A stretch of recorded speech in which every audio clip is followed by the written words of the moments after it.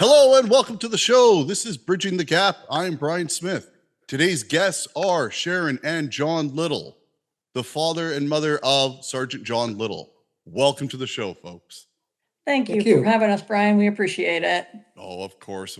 I love doing this. I fell out in love with kind of the passion of talking to Lisa about a year ago, and I loved it. And I've used school projects to help kind of spread the word and stuff like that. And it's just something that I really love. And it's great now getting to meet you guys and just kind of getting more of the story of who John was.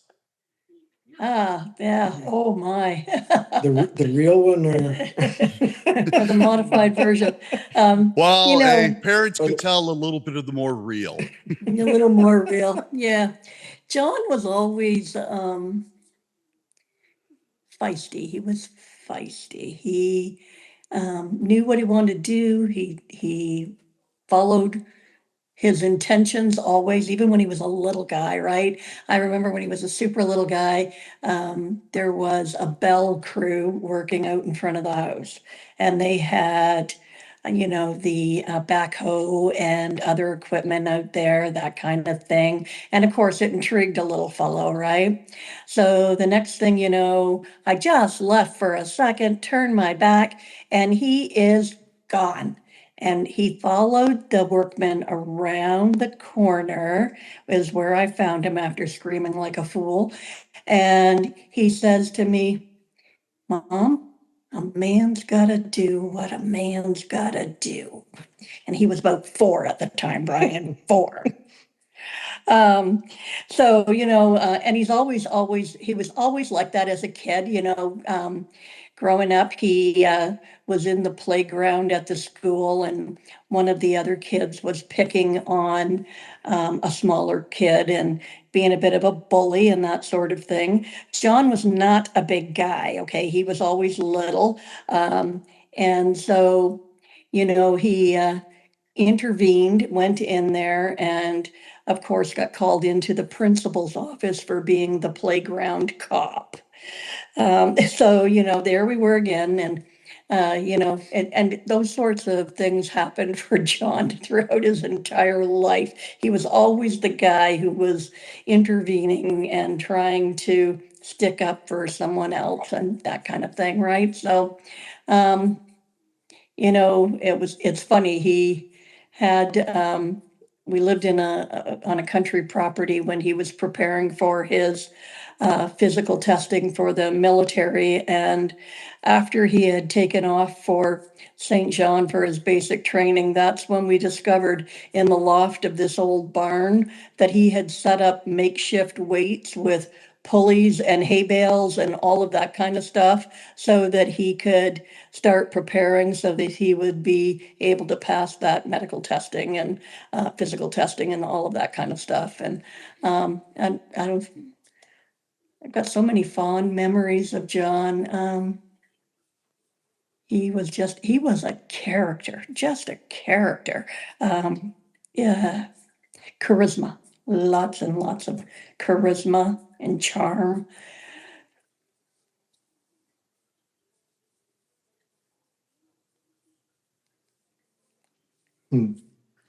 Yeah, that's what he was. I did a good job, didn't I, of describing our baby?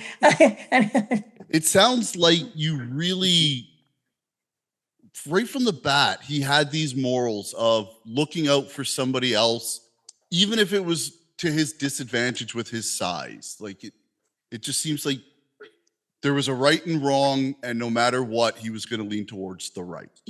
Yeah, it was very much like that. He had a very strong moral compass, and he had, little things like, some people might consider it an idea to, like, say, go to a big box store and buy a tool for one project they have at home. And then, they figure they're never going to need it again. So they take it back to the big box store and return it. John's thought process on that was stealing. You don't do that. If you buy it, you own it, you keep it. It's like, suck it up, buttercup. That's the way it works in the world, right? He just felt like when people did that kind of thing, it was theft, right?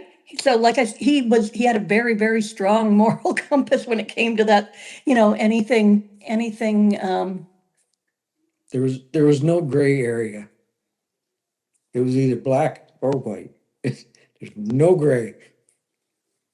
Now, at what age did you maybe see that either the military or some kind of service job was just going to be in his future? probably about grade 4. He was probably in about grade 4, and like he was very actively involved in the Go Green. Remember, like that was not your thing years ago, right? So going green and being responsible for the earth and all of that kind of stuff was one of those things that he got really involved in at that time. And anytime he could be in service of any way, even at the public school level, he was always in there, right? School plays, participating in this and, that and the other thing, right?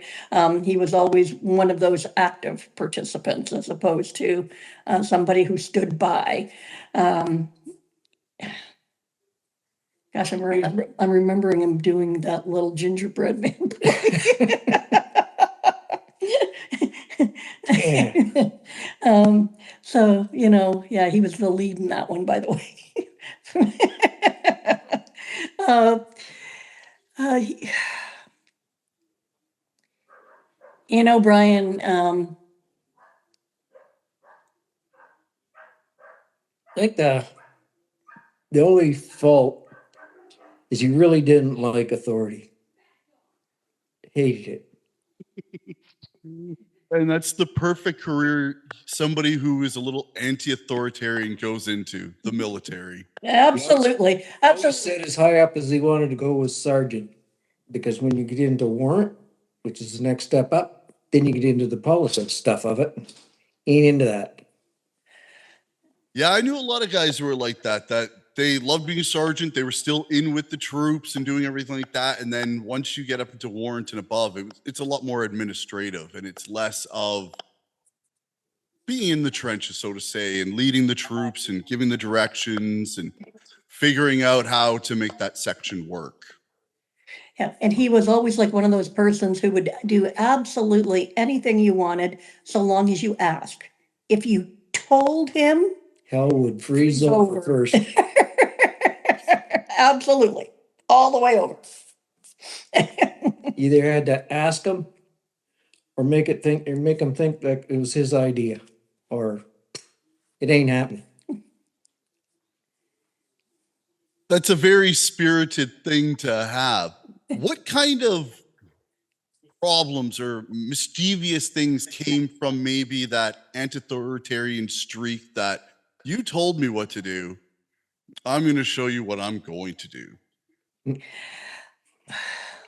Truthfully, there was a little bit of that pushback in high school, of course, right? They used to do this thing back in the day about pitching pennies or nickels or something, I don't know, something in the hallway. It was one of those things that young boys did in the hallway at lunchtime. I don't even know what it actually entailed. Anyway, he got in trouble for that more than once. And then one day I got a phone call from the principal and he said, "So your boys were pitching pennies again in the hallway. So I've got them out shoveling snow." And my response was, "Did you give them mittens?" Different parenting than today. Different parenting than today. Definitely quite different. But I'm thinking, Talked to the girl. principal as many times as I did when I went to school. Well, that ain't even my problem. So yeah, there was a few trips to the principal's office, but for the most part, they always agreed, John, all in all, good kid, just marched to the beat of his own drum. Yeah, when he stuck up for that kid in the playground, they called into the office and they told him that you did the right thing, but unfortunately, you're not the playground police. Well, he says, if I did the right thing, you better call my parents. Says, you buggers will call them when I do something wrong. You better call them when I do something right. and stayed there till they called us. Okay. Oh, that's funny. Yeah, I mean, those certain things just kind of fit well with that military. I mean, how many people I know were that you can't tell them what to do, but just in the military, it was just different. Like they would follow whatever, but get them back in their civvy clothes, and they a bull that's not going anywhere. So yeah, it's a trait that I've seen many times. What moment do you think when he joined the military that was it, right? Whether it was after a certain course or maybe when he got a certain award or something, what was it that you just heard in his voice that the military was the right choice for him? The day he come home and said he was joining the military. He would never give up on anything. The word quit is not something that he could wrap his head around, right? You don't quit. You continue until you're successful. So when he had made that choice, it was a choice that he intended to be successful at. Even when we went to St. John after basic training and seeing him in that environment with his peers, it was, you could just tell that he fit, right?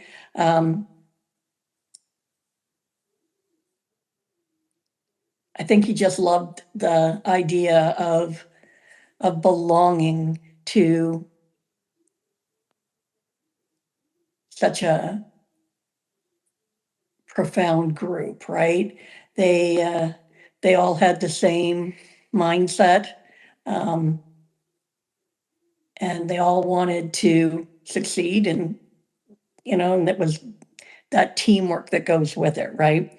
Where everyone, it's all in or all out, right? So, and it's better if everyone's all in at that point because otherwise there's going to be repercussions that nobody wants, right? And generally speaking to your peers, right? So, and that was not something that, most of them were ever going to have happen. So, Now, there's always a change. What change did you notice when he went from like the private and corporal until he started getting into the leadership of a master corporal and sergeant? Did you notice that he maybe felt like a fulfillment now that he was starting to get into that leadership role? at first, absolutely. Absolutely. When he started to get into that, well, when he went to Afghanistan, Brian, he was a corporal the first time. Mm-hmm. Yeah. I'm just trying to decide what he was the second time. He was still a corporal. He didn't become a master corporal till later. And then, like he took the training positions that he had that was associated with those roles, master corporal, sergeant.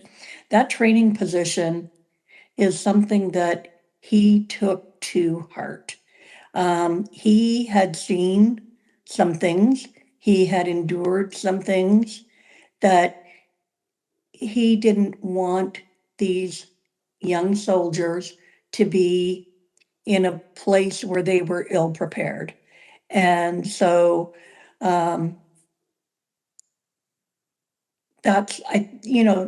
the fact that he was very proud of the training program and what he could bring to it, right? The personal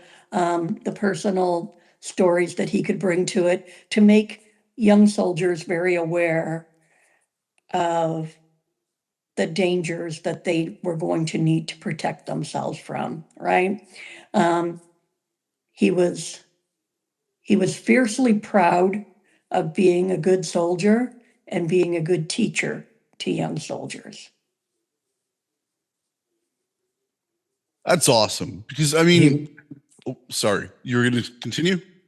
He would never get a soldier to do anything that he wouldn't do. Yeah. And sorry, sorry. yeah, Yeah, and those are just the sergeants that are so great, right? Like I was fortunate enough to have a couple of those that they protected you, they teached you, and you felt something a little bit more than, okay, that's my sergeant, my boss. Like that is a mentor who is putting effort into myself and the rest of this, the section. And yeah, and you can feel that difference between somebody who's there just kind of doing their job and somebody who loves doing their job and teaching that next bit of troops what to do. Even the discipline part. He was training in Meaford. Somebody forgot part of their kit when they were out in the field. So he made him go back to get it. And all the time that he was gone, all the rest of the troops had to plank or something until he got back. Jay did exactly the same thing he told them to do until that kid got back again. Oh, yeah, those ones are the awesome ones. Now, when he was going through training and stuff like that and in the military, did you see any kind of the stresses building from his operational deployments, or was he so stoic that stuff was just buried and hidden? There were tells. There were A tells. little of both. Yeah, there was. He didn't discuss a whole lot of his professional life with us, but there were certain things. There was like an eye twitch that all of a sudden started to appear, and just certain little things. And every now and again, he forgot the voice. Right, every now and again, the voice came. And I was like, excuse me.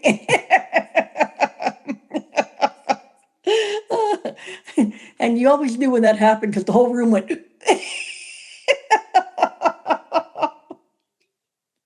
And you know what? It's one of those things, right? It just became part of him. It became part of him, right? And like, truthfully, when you called him out on it, right, and said, oh, "Okay," then he went, "Oops." Total alertness to little white cars. He duck every time he sees one. Yeah. Yeah, and that's sometimes the problems with those operational stresses is you don't know what will be your stressor, right? For some, it's something else, right? And that's sometimes the problem with when troops come back and they're in a hyper stressed situation where they're on constant guard all the time. There's no real downtime. Attacks could happen at any moment. And then when you get back to Canada and you're like, okay, those threats, and it's that being able to come down and stuff. And I think it's not there yet, but hopefully in the future, they'll figure out a way of how to get the troops back, decompress them better, force them to get whatever counseling and talking and make, just talk it out, get these things through first. And even if within the basic, getting to be like, look, some of you might get deployed. The operational stress will be intense. Here's some skills we're going to teach you now so that you don't become the pressure cooker. Because, that's sometimes the problem, though, too. The old school bravado of nothing's wrong with me. I can see everything, do everything, and I can still put on the boots and be the soldier. And the same thing with like law enforcement, firefighters. Cops and stuff, where you're doing 20 years of dealing with some of the horrible things that you see with traffic accidents or murder scenes. And same with like the fire and EMT, right? Where they're going to a scene and it's intense and people are making, 20, 25-year careers out of stuff that in truth, a person can maybe do for 5 years before it really starts to change them as that person, where they have to build up more walls because just what they have to deal with on a daily basis. And you never know what you're going to be dealing with. It could be, hey, these were easy calls today. And the next day it's, wow, that was one of the worst motor vehicle accidents that's ever happened to this town. So I'm hoping, with Operation Talk to Me, Johnny, and just with the turn of people talking about mental health now and it becoming more of an accepted thing of, look, your backpack has some holes in it. Let's put some patches on it. Let's get you what you need and help you. So Start teaching that right from the beginning, not a week before they get out. Yeah, and that's the problem with the bureaucracies too, is that sometimes a great idea is had, but everyone down the line doesn't know how to implement it properly. And it becomes something sloppy, and then it's almost kind of a joke from what the original concept was of it. So. I think that's part of it, right? You have to get the people closer to the top comfortable with mental wellness as a whole so that they understand that these skills need to be taught throughout a career, not expecting people, well, we have this program available, and if you need it, you can call. And it's like, nobody ever calls because there's a stigma associated with calling, right? So rather than do that, let's bring that skill actually in to the career path and get everyone on board with learning how to process what they've had to deal with. And then, there's got to be a way, rather than having individuals forced because of situations beyond their control and happenings inside their mind that force them to take steps that maybe, make them ostracized or whatever, still to this day inside their group, whether it's EMS, fire, police, military, right? So, because that can change a career path, right? You may have been on task for this position or that position, and all of a sudden there's a smear on you somehow, right? And that's what's got to be eliminated. So if they bring, the fact that these jobs do have high stress, they have high trauma exposure that other people never have to deal with, hopefully, in their whole life, or if they do, it's a one-off, right? As opposed to possibly, daily, weekly, monthly experience that some of these other persons in these high stress careers have to deal with. And they just need to start bringing in the open-mindedness of helping people to process what they're feeling and where they're going to go with it.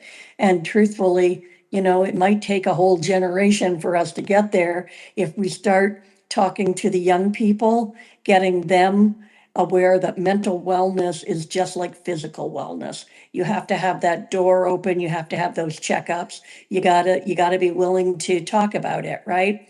And then hopefully as these young people grow up knowing about mental wellness, they don't see it as a debilitation. They see it as an opportunity to have people grow, right? Exactly. And that's what I love about Operation Talk to Me, Johnny, and what you guys are doing is the fact that no government program is ever going to be perfect. And there's always going to be people falling through the cracks. But with these organizations is they help kind of fill in those cracks. So somebody would normally fall through with having to wait for Veterans Affairs or a WCB claim, depending on if they're more like a city worker. And, normally those people would just be lost. But now with like Operation Talk to Me Johnny and all the other groups that are starting to network with Operation Talk to Me Johnny, we're catching more people and also delivering the message that it's not just for the first responders and the veterans, but their family, because they also serve in their own way. And then getting the younger generation now too, and incorporating just mental health and physical health as one, that, you can be the strongest, look like you have the best body, but your brain can be broken inside because you haven't been looking after those traumas.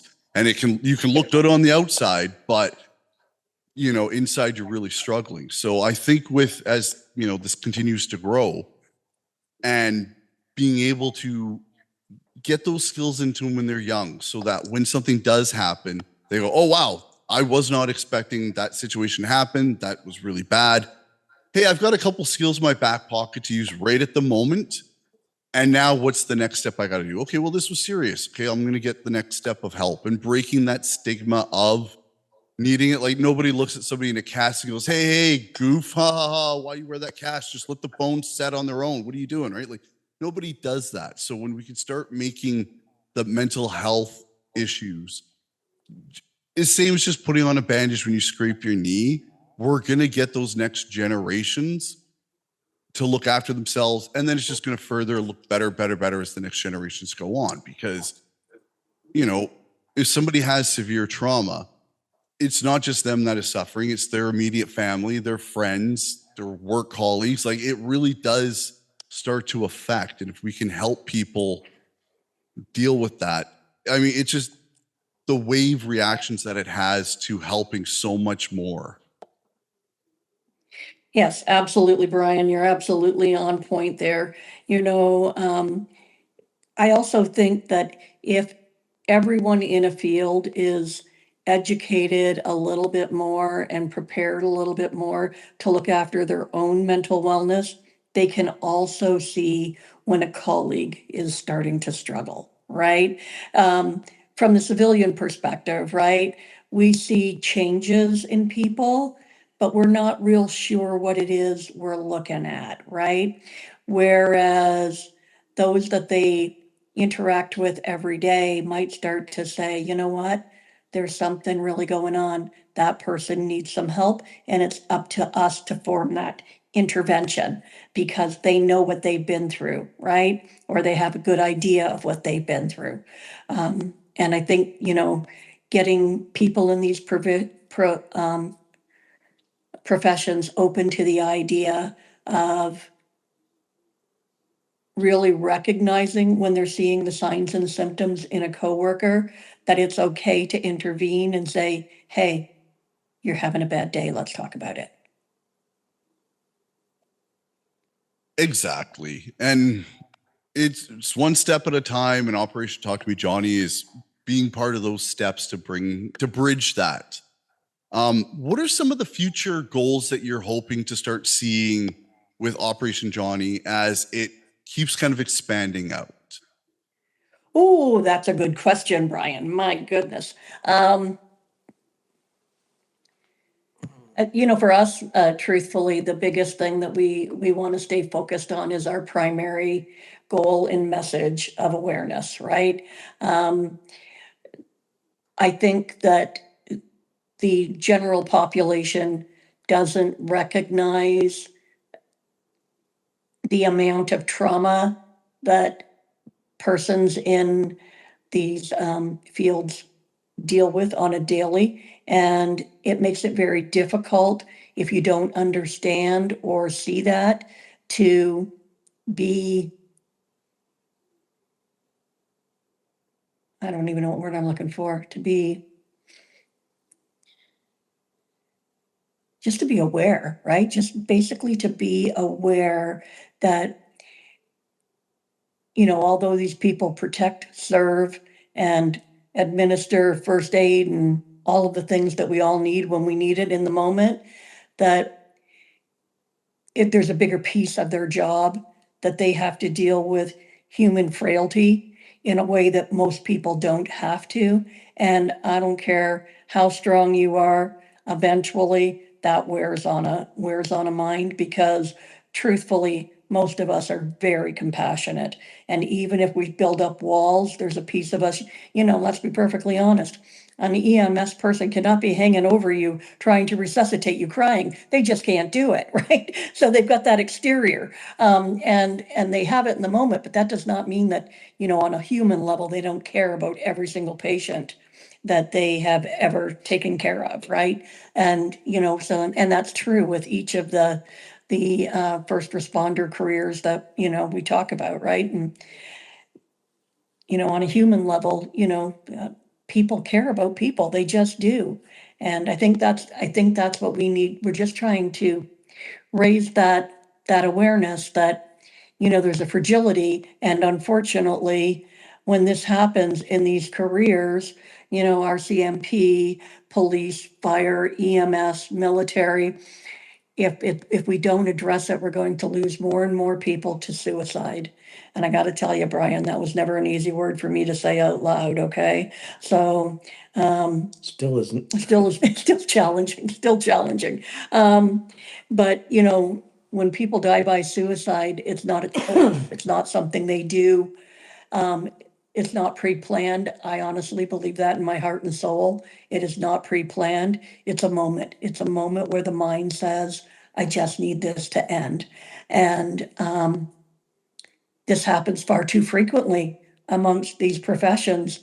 And if we don't start standing up and letting these people know that we've got their backs, then it's going to continue. So we have to be a little loud. We've got to share. We've got to break the stigma. We just do. We just do. And we will. I mean, in the next 10 years, we'll get this going much more nationally. People will know. We'll get members of parliament and the legislatives kind of involved, because in order to get real change, we have to get the politicians caring about the cause. And once we can get that happening, it's easier to get the funding for either the individuals or for the different charities and organizations to get those messages out there better to help Canadians.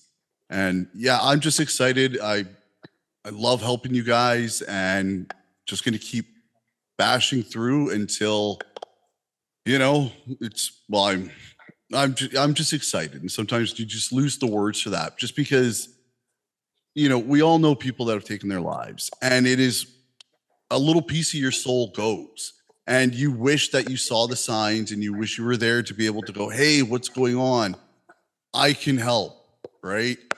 And, you know, we're going to make it so that Canadians see more options in their toolbox, and they don't just see an end to this problem, but they see the solutions to the problem, and then the further past there, and then getting those people who were in those dark positions to become mentors, and to get that next generation that is feeling that and go, look, I've been there. I can help you with this. And then just keep going, and just that next generation of mentors continuously trying to help. So, And that's exactly what we need. That's exactly what we need. People who have been there, who have experienced it, mentoring others through those tough times, and, you know, that peer support and community awareness, right? So, and if we can make people aware that people sometimes get confused, right, between mental illness and mental wellness. Those are two very different things, right? So, and we need them to be very aware of their mental wellness. we do. And we're gonna help them. So, John, Sharon, thank you so much for allowing me to be a part of what you guys are building. And thank you for being on the show. You're quite welcome. Thank you, Brian. Please, if you're out there and you're feeling it, get the help. We need you. Remember, get back up.